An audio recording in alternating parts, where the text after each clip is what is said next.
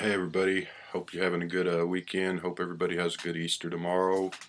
I don't have anything planned, but I hope you all have good times and a good holiday. So, come to that point, and herein ends the Kinks albums reviews. We've reached the end, and going to do their final album. I'm going to do one album first that I didn't get to in the mix there.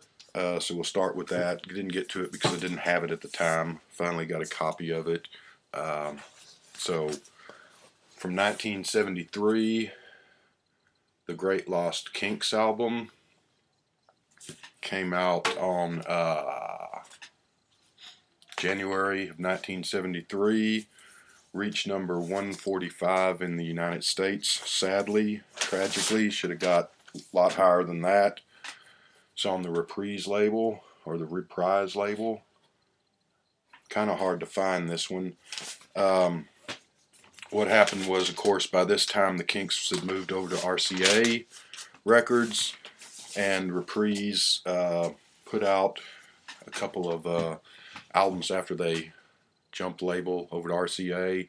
They put out the Kinks Chronicles, kind of a greatest hits from covering roughly 1966 to 1970 about.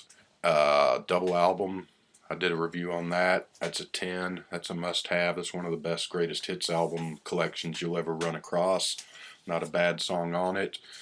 This was some songs recorded between 1966 and 1970 that were in the vaults over there at Reprise that most of them had never been released. There's a couple of them that Plastic Man had been a 45, and maybe one or two of these others had actually been released commercially, but all the rest of this had not been released. A lot of this stuff came from tracks recorded for around the period of, I guess, Something Else and Village Green Preservation Society, both essential albums also from the Kinks' golden period there. And Anyway, Ray was not too happy, Ray and Dave, when they found out that Reprise was releasing old stuff here. They couldn't do much about the Kinks Chronicles. That's, as far as I know, still in print on CD. They could do something about this because they argued that these were never meant to be released, the songs herein, and so they successfully got the album pulled in 1975, so it was only out for a couple of years there, and it wasn't a big seller when it was out, so it became quite the collector's item pretty quickly, and has never, as far as I know, been officially released on CD. So it was just this album for a couple of years, and so the only way to find these songs was to track down this album, which could be pretty pricey. Now, most, I think all of these songs actually, but at least the majority of them have since been released officially on Kinks CD re-releases with bonus tracks and so forth, and some of the box sets that have come out in recent years, CD box sets. So most of that stuff is not anywhere near as hard to find now as it was back in 75 up until, I don't know, the late 90s or whatever, when they started doing those CD re-releases. So yeah, it's also the title Great Lost Kinks album kind of sort of refers to an album that was rumored or scheduled to come out between Something Else and Village Green, called Four More Gentlemen, or the Great Lost Kinks album. That's kind of a long, convoluted story. Village Green started out, had kind of a long gestation period. There was, at one point, the album was set, and then Ray changed his mind. I guess they recorded some more songs. He wanted to change the order around and add some new songs and drop some songs. The early version of Village Green actually did come out because the company sent the master tapes to, I believe, Holland, maybe. Maybe it was Holland. Maybe it was Spain, but I think it was Holland. So there is a early version with different track listing of Village Green out there that's worth a fortune if you can track it down and find it. It has a different cover also from the one that eventually came out. But that's a little bit too inside baseball, really. Point is, not a bad track on this album. All this stuff is from the Kinks' period of perfection, that were really 64 to 70, but that when they really hit their peak there from about 66 through 69, 70. And so even though these are unreleased and leftover tracks and songs that ended up not making the cuts of the albums that they released during that period, there's really nothing bad in here, and there's nothing less than great in here. This is a 10, just like the Kinks Chronicle is a 10, even though that's release tracks. If you can track this down, be sure to get it. If not, you can get the CDs with the bonus tracks maybe and put together a list of that, or check them out on YouTube. It's Kinks, cream of the crop Kinks, and definitely worth checking out. And a 10 out of 1 to 10, like I said. So now we come to the Kinks' last release before the band broke up in 1996. This came out in October 3rd of 1994, apparently only in England, I don't think in America at that time. Kinks to the Bone. There's the back cover. And this was on. This did not chart anywhere. And they were on their last album, Phobia. They were on Columbia for that one album. For their final album, they are on the Conk label, which is their own label. Kinks, of course, own Conks Studios, which they got in the early 70s and recorded the majority of their albums from at least 73 on at that studio.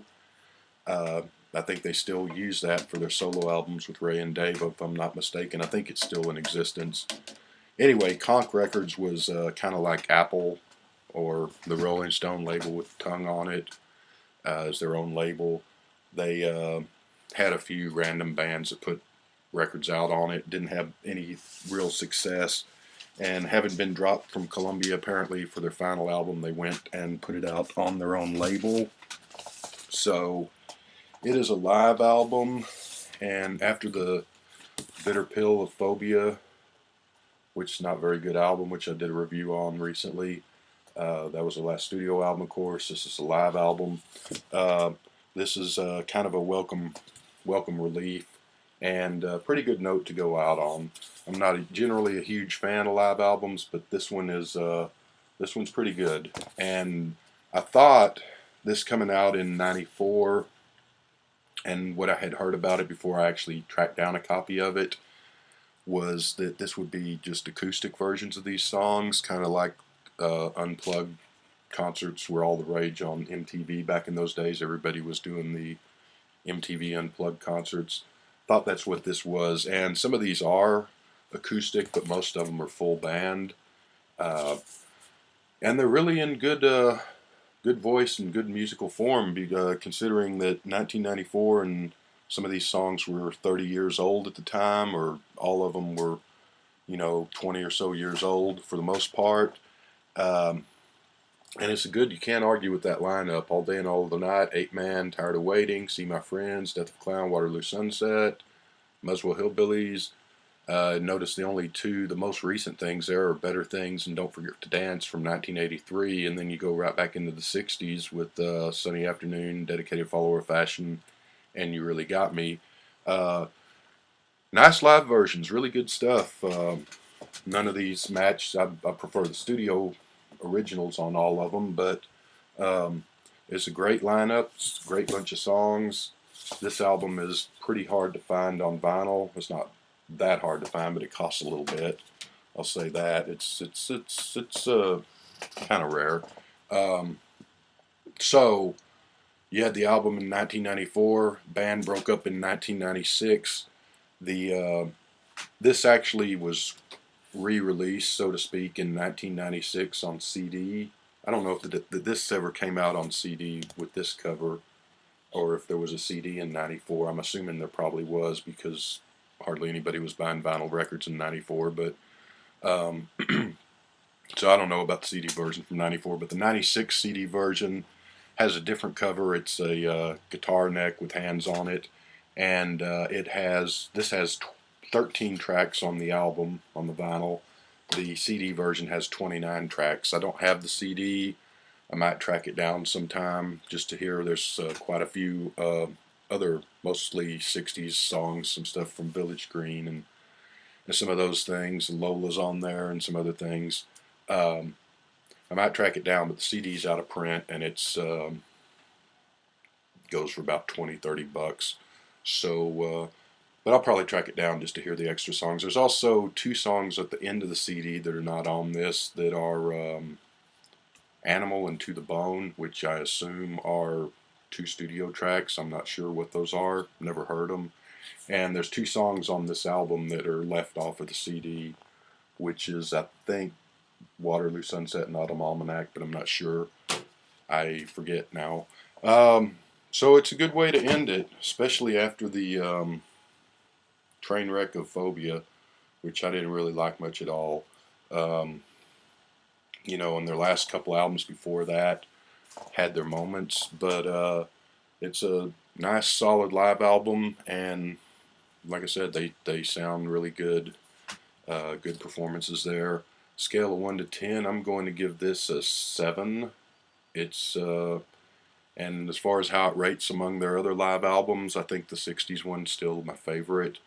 But I'll put this up there with The Road or On the Road or the live album and Everybody's in Show Business.